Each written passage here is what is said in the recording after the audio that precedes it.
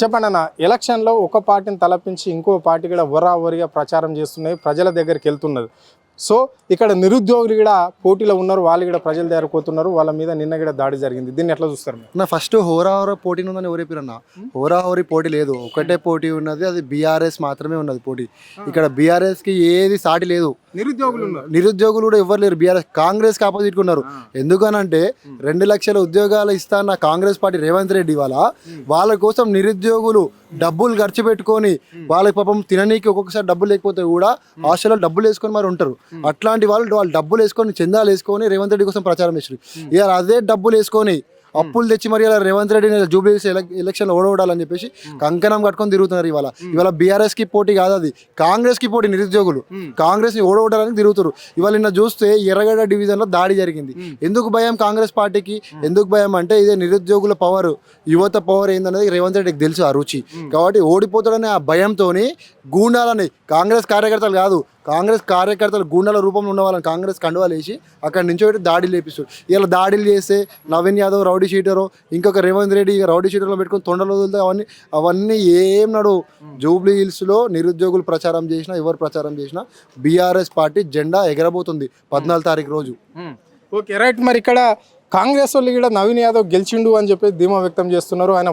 ఆయన నామినేషన్ రోజు మనం అందరం చూసిన విషయమే. లక్షలాది మందిగా కదిలి వచ్చారు అని చెప్పేసి కూడా వాళ్ళు ఒక ధీమా వ్యక్తం చేస్తున్నారు.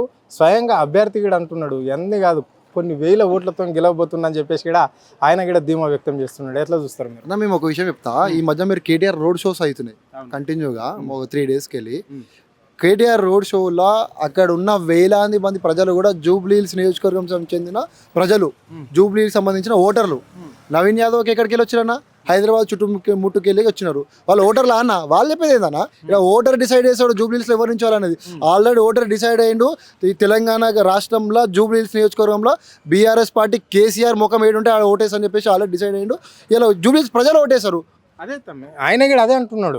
ఏంది, నేను ఇక్కడ లోకల్ యువ నాయకుని కాబట్టి నాకు ఒక కాంగ్రెస్ పార్టీ నాకు టికెట్ ఇవ్వడం అదృష్టంగా భావిస్తున్నా. గతంలో నాకు ఎన్నో పరిచయాలు ఉన్నాయి, వివిధ పార్టీల నుంచి కూడా నేను అక్కడి నుంచి పోటీ చేశా, ఇండిపెండెంట్గా చేశా, పార్టీల నుంచి కూడా పోటీ చేశాను. కాబట్టి అన్ని వర్గాలతోటి, ఇప్పుడు మీరు అన్నట్లే ఇక్కడ ముస్లిం వర్గం కూడా ఎంతో మేజర్ వర్గమే, హిందువులు ఉన్నారు, క్రిస్టియన్లు ఉన్నారు, అందరితో నాకు సత్సంబంధాలు ఉన్నాయి. నేను యూత్ నాయకుని కాబట్టి యూత్ ఫాలోయింగ్ కూడా నాకు అధికంగా ఉంటుంది. 100% గెలిచేది నేనే అని చెప్పేసి కూడా ఆయన అంటున్నాడు. అన్న 10 సంవత్సరాలకి పరిచయం ఉన్నాయి కదా, మరి ఇప్పటికీ ఎన్నోసార్లు పోటీ చేసిండు, మరి ఎందుకు ఓడిపోయిండు? ఇక 10 సంవత్సరాల పరిచయాలు ఉన్నాయి, యువకుల ఫాలోవర్స్ ఉన్నప్పుడు ఇక్కడ మాగంటి గోపీనాథ్ గారు ఎట్లా గెలుస్తారు? అదే చెప్తున్నాయి కదా, కేసీఆర్ గారు చరిష్మా. కేసీఆర్ గారు కంపల్సరీ ప్రజలు మా సార్ ఎప్పుడు వస్తారు, కేసీఆర్ ఎప్పుడు వస్తారు అని చెప్పి వెయిట్ చేస్తారు. ఇవాళ సార్ రాకపోతే, అందుకే సార్ బయటికి రాకపోతే మేము ఇక్కడ ఓట్లు వేసి జూబ్లీ హిల్స్లో బీఆర్ఎస్ పార్టీ జెండాను ఎగిరేసి సార్ని మేమే గిఫ్ట్ ఇచ్చి బయటకు తీసుకొస్తామని చెప్పి ప్రజలు డిసైడ్ చేశారు ఆల్రెడీ. నవీన్ యాదవ్కి ఎన్ని పరిచయాలు ఉన్నా మాగంటి గోపీనాథ్ గారు డైరెక్ట్ కార్యకర్తతో టచ్లు ఉండే, కార్యకర్త కనెక్ట్ అయ్యి ఉండే, లీడర్లతో పాటు కార్యకర్తకి ప్రజలకు ఏ సమస్య వచ్చినా కూడా అందుబాటులో 24/7 ఉండే. ఇలా మైనారిటీస్ విషయం వస్తే కంప్లీట్ 100% మైనారిటీస్ మొత్తము బీఆర్ఎస్ పార్టీకి ఫేవర్గా ఉన్నారన్న. ఇవాళ మీరు చూస్తే చెప్తున్నా కదా, హజారుద్దీన్ ఎప్పుడు గుర్తొచ్చిందండి రేవంత్ రెడ్డికి? 20 నెలల తర్వాతనా? ఎందుకు స్టంట్ అంతా? ఎలక్షన్లో హజారుద్దీన్ గారికి మంత్రి పదవి ఇస్తే మైనారిటీస్ మొత్తం అడ్డేస్తారు అనుకుంటారు. ఇవాళ అదే మైనారిటీస్ క్లియర్గా చెప్తున్నారు, హజారుద్దీన్ కాదు ఎవరికి ఇచ్చినా మేము కేసీఆర్కే సపోర్ట్ చేస్తామని క్లియర్గా చెప్తున్నారు. Okay right. చెప్పండి, ఇంకో విషయానికి వస్తే ఇక్కడ కాంగ్రెస్ పార్టీ 6 గ్యారంటీలు అన్నది, 6 గ్యారంటీలు మేము అమలు చేస్తున్నాం కాబట్టి ప్రజలు మా వైపే ఉన్నారు, మా పథకాలు మమ్మల్ని గెలిపిస్తాయి అని చెప్పేసి ముఖ్యమంత్రి ధీమా వ్యక్తం చేస్తున్నాడు, మంత్రులు కూడా అంటున్నారు. మరి అంటే కొంచెమైనా సిగ్గుండాలి చెప్పుకోనికి. అంటే అన్నం తింటేటప్పుడు అబద్ధాలు ఎంత చెప్తారు, నిజాలు ఎంత చెప్తారు అనేది తెలియదు. 6 గ్యారంటీలు 420 హామీలతో వచ్చారు. 6 గ్యారంటీలలో ఒక్క గ్యారంటీలో ఉన్న ఫ్రీ బస్సు తప్ప ఏం ఇంప్లిమెంట్ చేసిండు? మహిళలకు డబ్బులు ఇచ్చిండా? స్కాలర్షిప్లు ఇచ్చిండా? ఉద్యోగాలు ఇచ్చిండా? ఏమి ఇచ్చిండు? కొన్ని గ్యాస్ సిలిండర్ 500 కన్నా అది ఇచ్చిండా? కొన్ని ఫ్రీ కరెంట్ అన్నాడు. ఎంతమందికి ఫ్రీ కరెంట్ వస్తుంది?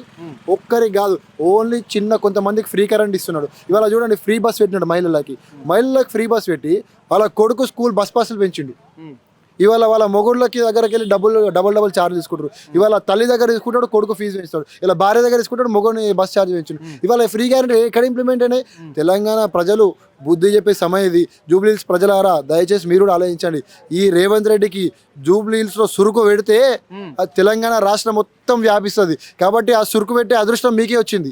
కాబట్టి కంపల్సరీ ఓటర్స్ అందరూ కూడా జూబ్లీహిల్స్ ఓటర్స్ అందరూ కూడా సురుకు పెట్టండి, సలాకిలు రెడీ పెట్టుకోండి సురుకు పెట్టడానికి. ఇవాళ ఇంటింటికి కాంగ్రెస్ కార్యకర్తలు ప్రచారం వస్తారు కదా, అప్పుడేమనకండి, ఓటు రూపంలో గుద్దితే బ్యాలెట్ బాక్సులు వలగాల. మళ్ళీ రేవంత్ రెడ్డి ప్రచారం చేస్తుంది కదా గలీలలో, ఇంకొకసారి జూబ్లీహిల్స్ అంటే నేను భయం పడాలా. థ్యాంక్ యూ అన్న.